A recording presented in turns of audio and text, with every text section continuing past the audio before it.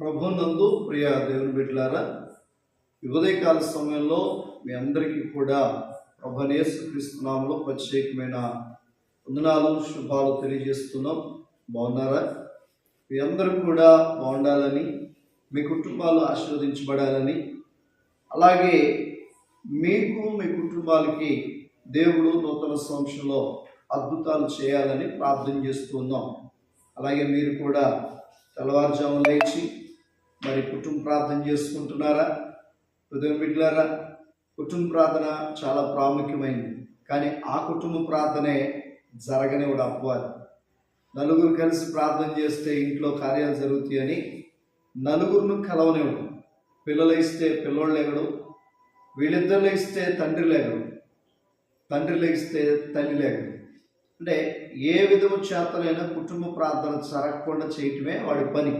కనుక మొట్టమొదటిగా వాడిని జయించండి. నిద్రను జయించి ప్రతి ఉదయము ప్రతి రాత్రి వేళ కుటుంబ ప్రార్థన చేయండి. నిజంగా మీ ఇంట్లో ఆశీర్వాదం రమ్మంటే వస్తుంది. ఒకదాని తర్వాత ఒకటి దేవుడు ప్రణాళిక చొప్పున కార్యాలు చేస్తూ ఉంటాడు. అర్థమవుతుందో తమ్ముడా? ఈ యొక్క అనుదిన ప్రార్థన కేవలము ప్రార్థన గురించి అనేకమైన దివ్యమైన వర్తమానాల కోసం షార్ట్ మెసేజ్లు ఇస్తూ ఉన్నాం. కారణం, కొంతమంది అయినా పురుకొల్పబడతారు అని చెప్పి దేశంలో ఉన్న విదేశంలో ఉన్న ఎక్కడున్నా నీవు లేచి ప్రార్థన చేయటం నేర్చుకో. నీవు ఎక్కడికి ఎక్కాలో అనుకున్న దానికంటే ఉన్నత స్థాయికి దేవుడు తీసుకెళ్తాడు. ఆమేన్. చూడండి, పరిశుద్ధ గ్రంథంలో ద్వితీయోపదేశకాండం 28వ అధ్యాయం. 28వ అధ్యాయం అనగానే అందరికీ గుర్తొచ్చేది ఆశీర్వాదము. దానిలో చక్కగా నీ దేవుడని యెహోవా అని చాలా విషయాలు మాట్లాడతాడు. అలాగే చేయకపోతే శాపములు కూడా ఈ అధ్యాయంలోనే కనపడతాయి. కానీ ఈరోజు నేను చెప్తున్న ద్వితీయోపదేశకాండం 28వ అధ్యాయం 7వ వచనం చాలా అద్భుతంగా మాట్లాడుతూ ఉంది. చూడండి, నీ మీద పడుని శత్రువులను యెహోవా నీ ఎదుట హతమగునట్లు చేయును. వారొక త్రోవను నీ మీదకి బయలుదేరి వచ్చి 7 త్రోవల ఏమవుతారు? దేవుని స్తోత్రం, నీ ఎదుటి నుండి పారిపోదురు. చక్కని వాక్యం. నీ మీద పడే శత్రువులు ఎవరైతే ఉన్నారో యెహోవా ఏం చేస్తాడంటే నీ ఎదుట హతమగునట్లు చేస్తాడు. ఎక్కడో కాదు, నీ మీద పడే శత్రువులను నీ ఎదుట హతమగునట్లు చేస్తాడు. ఇది ఎక్కడ జరిగింది అంటే, దావీదు గారు నిలబడితే దావీదు గారు ఎదుట శత్రువు అయినటువంటి గొల్యాతును ఎదుట పడగొట్టాడు, హతమగునట్లుగా చేశాడు.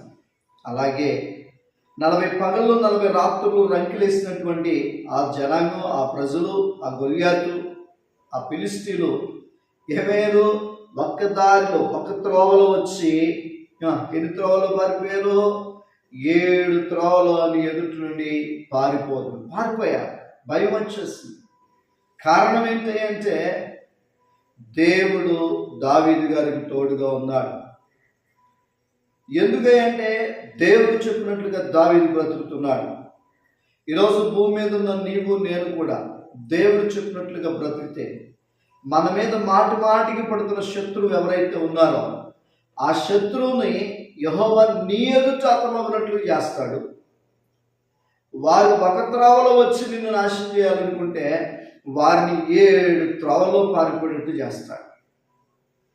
ఒక రూట్లో వచ్చి నిన్ను అప్పుల పాలు, ఒక రూట్లో వచ్చి రోగాల పాలు, ఒక రూట్లో వచ్చి చదవనీయకుండా, ఒక రూట్లో వచ్చి కార్యం జరగకుండా చేస్తే వాడు దేవుని మాటను వినడం మొదలు పెడితే 7 దారిలో వాడు పారిపోతాడు. ఆమేన్. కనుక ఈ ఉదయం అద్భుతమైనటువంటి వర్తమానం వింటున్న ప్రియ తమ్ముడా, అన్నయ్య, చెల్లి, అక్క, దండం పెట్టి మీ అందరికీ చెప్తున్నాను, మీ కుటుంబాల్లో శుభకార్యములు జరగాలి. మీ జీవితాల్లో మీ పిల్లలు ఉన్నత స్థాయిలో ఉండాలి. అలా ఉండాలి అంటే తప్పకుండా నీవు దేవునికి సొంతం అవ్వాలి. ప్రార్థన చేసుకుందాం. పరిశుద్ధుడా, ప్రేమ కలిగిన దేవా, నీ పరిశుద్ధమైన ఘనమైన నామాన్ని బట్టి వందనాలు. ఈ ఉదయం అనుదిన ప్రార్థన ద్వారా మమ్మల్ని అయా బలపరుస్తున్నారు. అందరు బట్టి స్తోత్రాలు. దివ్యమైన వర్తమానం ద్వారా మా శత్రువులు హతమగునట్లుగా మీ శక్తిని మాకు దయచేయండి. వారు ఒక త్రోవలో వచ్చి 7 దారిలో పారిపోయినట్లుగా కృప చూపించు. చదువుకుంటున్న బిడ్డలు సిద్ధపడుతున్నారు, వేరే ఆలోచన రానియద్దు. మార్చి నెలలో సిద్ధపాటు వారు ఎగ్జామ్స్ కనుక వారికి మంచి ఆరోగ్యం తలంపులు ఇవ్వండి. హాస్పిటల్లో కొంతమంది బిడ్డలు ఉన్నారు, వాళ్ళు కూడా ముట్టి స్వస్థపరచండి. ఆపరేషన్లు జరిగిన వారు ఉన్నారు, అలాగే హాస్పిటల్ ఆపరేషన్ చేయడానికి సిద్ధపడుతున్నారు, వాళ్ళు కూడా ఆరోగ్యం దయచేయండి.